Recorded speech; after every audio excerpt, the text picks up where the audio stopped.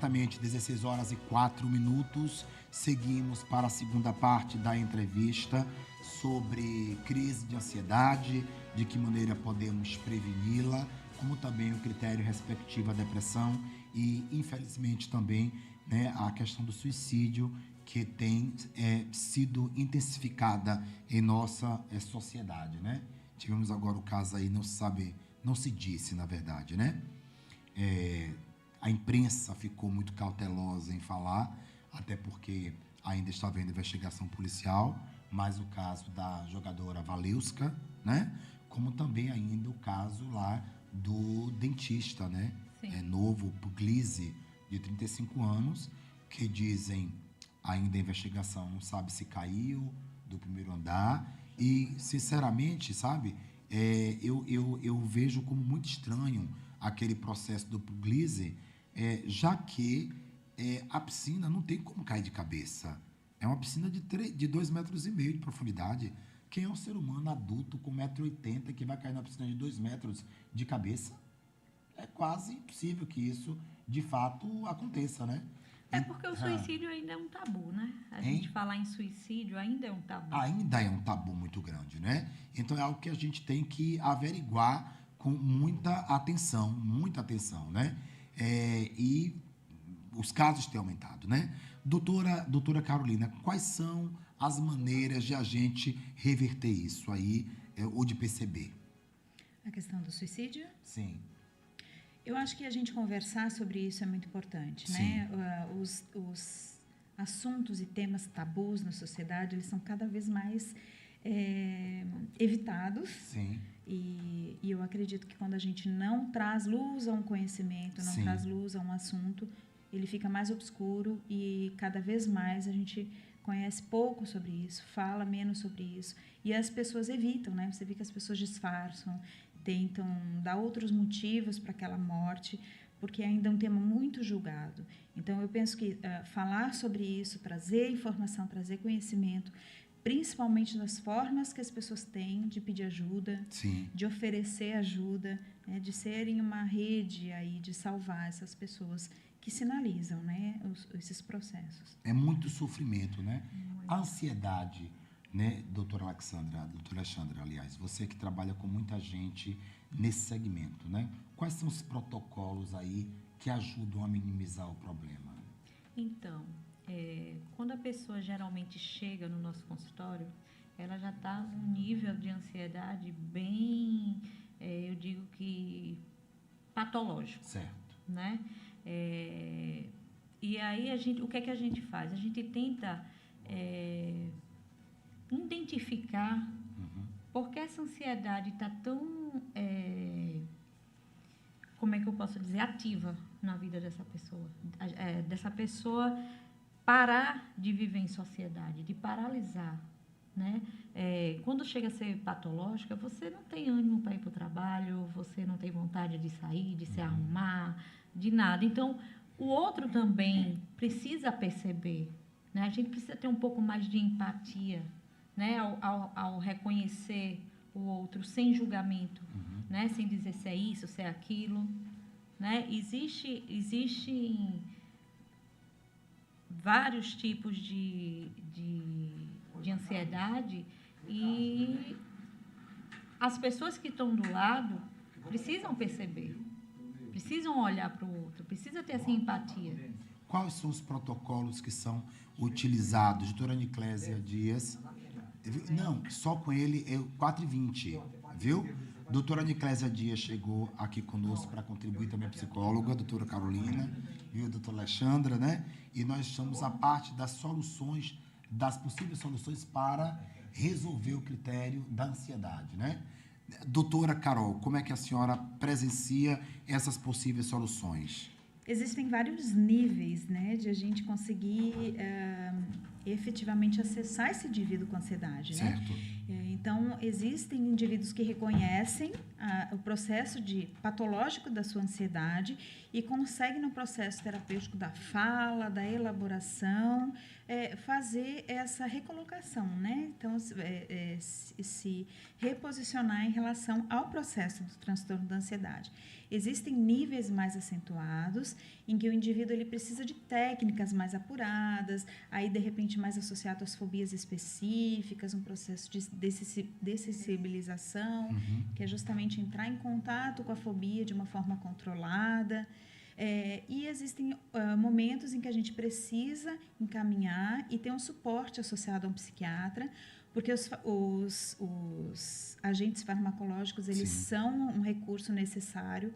Quando aquele indivíduo ele já não tem mais acesso aos recursos internos que ele dispõe para lidar com isso espontaneamente, a gente precisa recorrer a esses agentes acessórios. Há uma gradação que impulsiona, exemplo, ansiedade, depressão e que pode levar ao suicídio, ou são coisas totalmente diferentes? São coisas diferentes, mas que podem coexistir, né?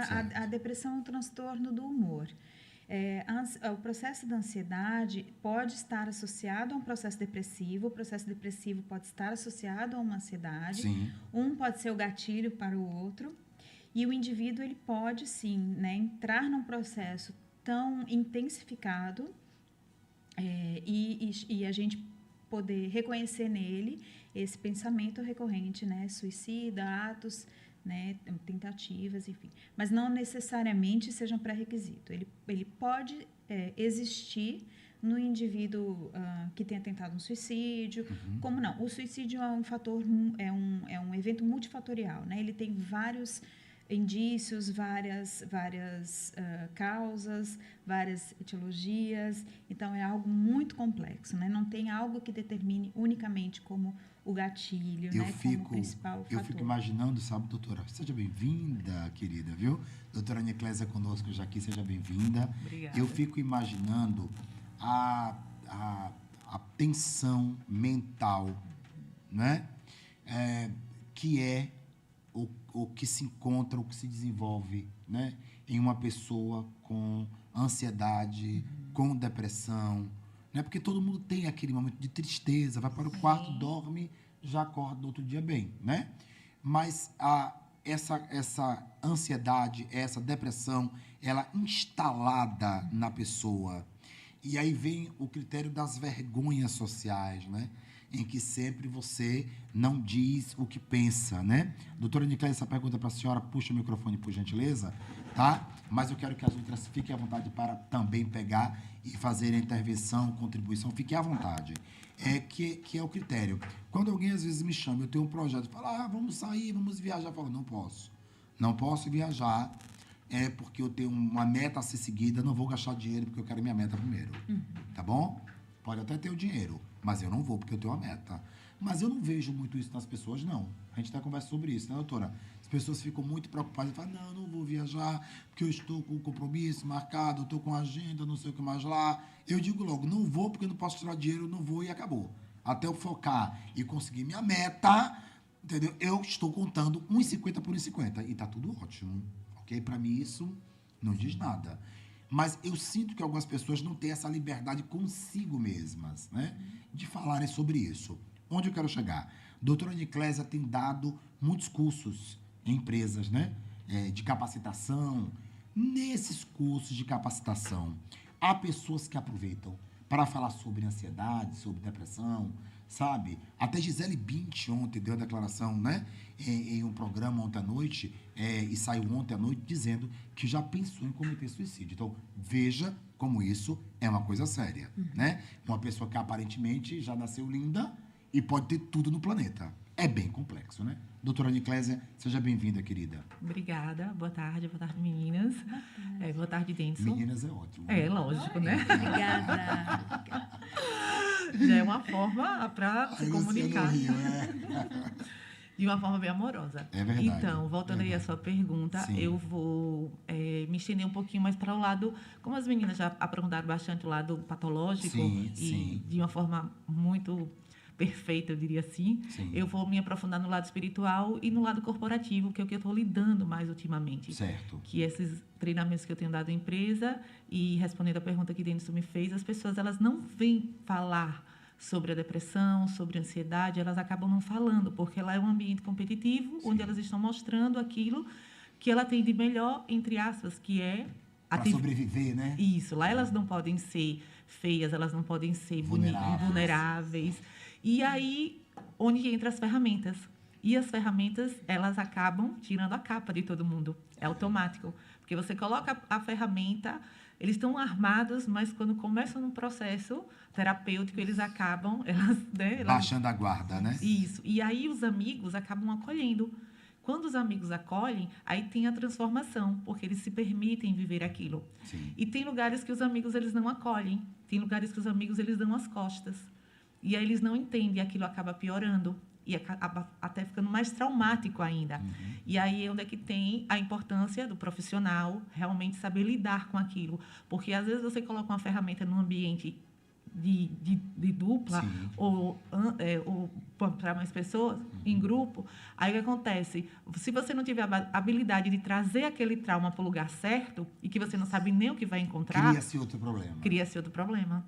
E é justamente por isso mesmo que recentemente eu cheguei de São Paulo, estava fazendo treinamento de alto impacto, justamente para isso, para poder me capacitar e não ir para um grupo de 30, 40 pessoas e, de repente, abrir lá, né, uma catarse neles e não saber como lidar. Uma caixa de Pandora e depois não saber fechar mais a caixa. Exatamente. Né? Pois é, porque quando você está no treinamento 1 a 1, está lá você e o paciente, você tem a total atenção para o paciente. Quando você cria uma dinâmica para as pessoas ficarem vulneráveis, é completamente diferente.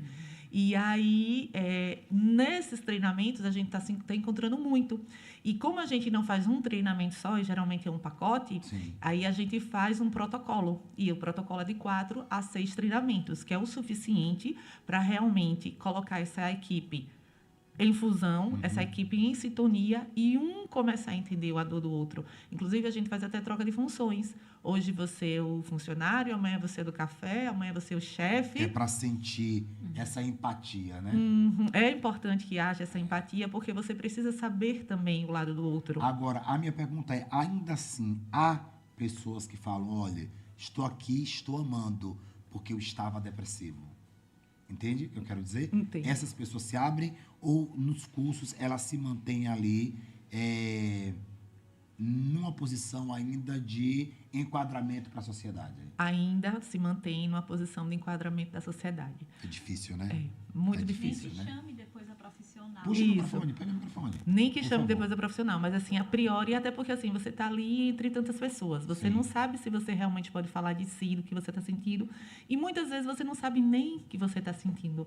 É despertado através das ferramentas. Entendi. Então, através do rapó, através da ferramenta, a gente faz muito a teoria do renascimento, entendeu? De você colocar para fora do espelhamento. E às vezes você nem sabe o que você está sentindo, porque você acha que você pode sentir qualquer coisa no seu lado pessoal, mas você não pode sentir no seu lado de trabalho. Entendi. Porque no seu lado de trabalho é o que você é de melhor. Então, lá você é o supra-sumo do momento. Eu acho que, para a senhora agora, doutora Alexandra, quando a senhora tem os cursos que você faz lá no seu instituto, como é que funciona isso, né? De que maneira essas vulnerabilidades elas são tratadas depois do curso, que é algo pontual, é algo específico, né? Você aconselha as pessoas a seguirem com os protocolos, com os cuidados, né, com as terapias? Então, estava conversando com Carolina antes da gente entrar e eu estava falando que hoje o meu nicho maior é o burnout. Certo. Né? E o burnout a gente sabe que é uma doença ali do ambiente de trabalho. Então, quando a gente vai fazer uma palestra ou quando a gente vai, sei lá, falar, conversar alguma coisa, está todo mundo ali preso. Ninguém quer se mostrar, ninguém né? quer se mostrar. E a gente entende por quê. Porque ali é seu ambiente, você não pode mostrar vulnerável. E quanto mais o seu cargo ele é maior, né, ele está ali comandando pessoas, mais endurecido fica. E como é que quebra isso? Então, o que é que a gente sempre, quando a gente termina as palestras ou algo assim, a gente indica, procure ajuda, né? Procure uma terapia, um psiquiatra, procure o que você se sentir mais confortável, né? O que é que você sente mais confortável? E hoje, meu maior público hoje, 90%, é justamente esse público que, infelizmente, estão cansados, exaustos, com burnout, com tristeza profunda, depressivos, ansiosos. Essa tristeza, ansiedade, é porque eles estão realizando um trabalho que eles não gostam, né? Que é uma boa pergunta a se fazer, Sim. né? Quero ouvi-las, tá? Sim. É porque eles estão realizando e são cobrados, né? Nas suas funções e nas suas metas pré-estabelecidas, né? Quais são as causas? Né? A gente até ampliou a discussão, né? Sim. Porque eu acho que está tudo aí muito no processo de ansiedade, né? Porque eu me acho meu monstro. Eu não sou um parâmetro para nada. Que tá bom. Certo? Eu não sou nessa história de, tá sofrendo. Nem me venha. Se eu perceber, Luciano, que vai me causar dor, sofrimento, angústia, incômodo, eu já chuto longe. Mas entendeu? Isso é autoconhecimento. Também, né? Com tanta idade tem que ter autoconhecimento. Né? Tem muita gente. Mas Que não tem. eu vou pedir só uma Eu não breve sou fala. parâmetro, não. Essa história de vamos trabalhar, é domingo a domingo, ok. É por isso que eu acho que é importante fazer aquilo que você gosta, né? Não que você tenha de trabalhar domingo a domingo. Mas se tiver a débito da área, um médico que ele não ama estar nos plantões, ele não pode ser médico, ele não pode achar que ele vai abrir a clínica dele. Não, ele não vai achar que ele vai abrir a clínica dele, que ele vai ser milionário, que ele vai acordar 10 horas, atender de 2 às 6 e vai para casa. Que aí é 0,0000000 de médicos no Brasil, né? Que podem fazer isso. Existem alguns que fazem mesmo, mas a maioria está nos hospitais, nos plantões, amanhecendo o dia. Portanto, querido, você vai saber que vai ter que perder noite, vai ter que descansar no hospital, vai ter que levantar e atender aquela pessoa que passa dor, cara. Porque quem chega com dor quer ser bem atendido. A pessoa não quer sentir que o outro não enxergou a sua dor. Entende? Né? O psicólogo. E até às vezes um abraço. O microfone. E até às vezes um simples abraço. Já ajuda. Ele já ajuda muito. O psicólogo tem que saber que vai encontrar gente, com todo respeito, que naquele momento está despirocadinho da cabeça. Ok? Ou para mais, ou para menos, ou mediano. Então você não pode olhar para a pessoa e não ter empatia pela pessoa. Né? Se você trabalha com comunicação, você tem que ter 300 televisões em casa. 255 rádios. Né, Luciano? Porque o prédio não vai cair, para eu dar notícia, na hora que eu acordar, 8h30 da manhã. O prédio vai cair, ou porque o Osama Bin Laden mandou alguém escrito, que já foi embora, graças a Deus, mas deixou na carta que ia derrubar um prédio em 2023 e disse qual é o prédio, ou eu acordo e estou atento para ser jornalista, ou eu viro outra coisa, que eu não possa, ou que eu tenho que ficar desligado o tempo todo. Mas jornalista tem que estar o tempo todo ligado, né? Então, eu acho importante a gente ter essas escolhas, né? Do que você quer fazer para evitar até o burnout. Porque eu fico cansado se eu não trabalhar, querida. Me deixa, dói as costas se eu dormir demais. Eu quero acordar, eu quero ver, eu quero assistir. Eu quero pegar, eu quero olhar o telefone celular. Eu quero saber o que aconteceu. Quando eu percebo que a notícia passou por mim, foi importante, eu não vi, eu fico doente. Falei, como é que pode? Entendeu? Como é que eu deixei passar essa notícia tão importante? Eu diria... Mas porque eu tenho tesão no que eu faço, né? Eu diria que você fez um breve resumo Sim. do que como uma pessoa Foi pode... mais um desabafo, na verdade. Mas assim, as pessoas que lhe acompanham na rede social, elas vão entender exatamente o que você está falando. Sim. Porque através da sua rede social você transmite verdade de um ser humano do que vive. Verdade. Então, quando você está cansado, você se recolhe e diz, gente, hoje eu estou cansado. Vou dormir. Hoje eu não estou para brincadeirinha. Gente, hoje eu vou falar sobre sentimento. Exato. Hoje vamos falar sobre trabalho. Isso aqui, né? exatamente. Então, assim, eu vou pegar você como modelo, como exemplo, como um parâmetro. Pode porque me acabar. não, eu vou pegar a sua fala e só complementar. Para quebrar um pouquinho. Isso, porque o que acontece? Você realmente se mostra um ser humano de verdade na internet. Sou mesmo. Você nunca está 100% feliz, 100% proativo, 100% aquilo. Você Porque ninguém tá, né? está cansado, está cansado. Vou descansar. Olha, eu vou beber. Aí você abre o vinho e mostra, eu estou Vou bebendo. beber. Olha, eu estou dançando. Tô dançando. Olha, essa semana eu não fui na 3 academia. horas da manhã. Então, é a vida real. O problema é que as pessoas elas estão cada vez mais se distanciando da vida real e querendo a vida ideal. E aí eu, por exemplo, nas minhas terapias, nos meus treinamentos, eu cansei dessa coisa emocional. Sim. Eu não tenho mais saco, eu não tenho mais saúde emocional para tratar alguém que gosta tanto do emocional. Eu hoje sou da parte do ativacional. Entendi. Mas você está doente, tá? A gente conserta como? Vamos aqui para um plano de ação. Porque desabafo eu já não ouço mais. Estava com história de palestra para estar repetindo lá 1 hora, 2 horas, aquilo que todo mundo tem acesso à internet. Não estou fazendo nada pelo outro. Ou seja, vamos mudar o que não está bom. Vamos trazer. Você vai me ajudar em quê? É a terapia de doutora Percy. A terapia do confronto. E a terapia do confronto. Porque eu costumo dizer, na minha atual visão, eu costumo Me dê dizer retorno, o seguinte, eu gosto de retorno.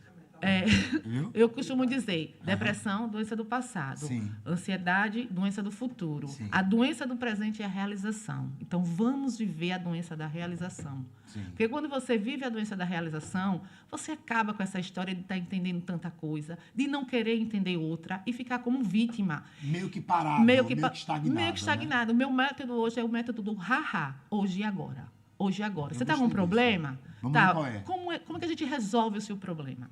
E aí você vem com as ferramentas necessárias para uma coisa de atitude. Então, eu não adorei isso. Mas é verdade. Nós vamos a um breve intervalo. Eu volto para o round final, tá? Nós vamos... avisa o doutor Carlos, está nos assistindo diretamente de Portugal. Doutor Carlos, vamos entrar 16h38 com o senhor, tudo bem?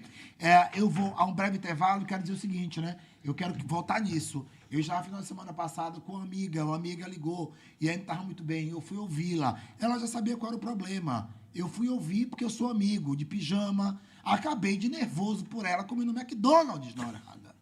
Entendeu? Quer dizer, eu ingeri 2.000 calorias que não eram minhas. Comendo emoção. Comendo emoção. Do outro. E aí eu disse a ela, falei, olha, querida, veja bem, você já sabe o que tem de fazer. Agora veja que situação. Você está triste, não comeu nada. Eu, de agonia da sua inapetência em tomar atitude, comi um McDonald's, fiz comercial até, na hora errada. Quer dizer, não dá. Eu acredito que adultos têm que ter responsabilidade sobre suas vidas, né? Eu gosto desse haha. O meu método agora é o haha. Haha é hoje e agora. Hoje e agora. Eu vou ao intervalo comercial e volto já no patrocínio da GW, MC Cosa, Sergás, Claro e Confederação Nacional das Seguradoras, CNSEG. Eu sou chique, só tenho patrocinador bom. Portanto, se você tem sua empresa e quer anunciar, venha para a rádio em primeiro lugar com 65 anos de tradição. É o método haha, aqui e agora. Eu volto já. Denison Ventura.